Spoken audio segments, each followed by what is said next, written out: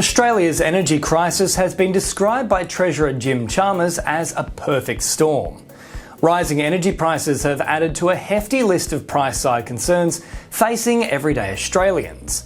The underlying problem is multifold and thus might not be resolved in the short term. However, this phenomenon is not just limited to Australia. For various reasons, many countries around the world are facing a major energy crisis. In this video, I'll take a look at the challenges in the energy sector.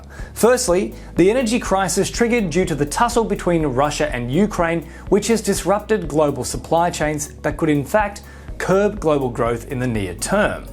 The sanctions on Russian crude oil, natural gas and coal have also disturbed the supplies of key energy commodities, widening the gap between demand and supply and eventually pushing the prices of these energy commodities to multi-year highs.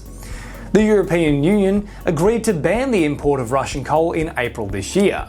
Now, most of the major countries in Europe are preparing to reignite coal power plants and accumulate natural gas ahead of the fuel-demanding winter season. Recently, the European Union asked its member states to ration energy as Putin has tightened the grip on gas supplies. Russia has resumed the flow of gas through a key pipeline that supplies several European nations, easing fears of a prolonged pause. The Nord Stream 1 pipeline will pump gas to Europe after a 10-day outage. Another concern is the scorching heatwave that is currently afflicting the likes of London. The rising temperatures are pushing Europe's power system to the absolute brink of its capacity. According to investment expert Lane Clark and Peacock, the extreme heat is testing the energy policies, which are usually prepared to meet the winter demand. The rising temperatures are impacting the power production in Europe, and warm temperatures are also affecting waterways.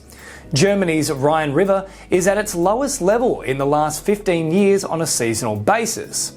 The Rhine is one of the major European rivers, which is now drying up and threatening coal deliveries to other power plants. And lastly, the increasingly deepening energy crisis is impacting the economy and, ultimately, consumers. The sharp rise in energy prices is also pushed up by soaring natural gas and coal prices across the region.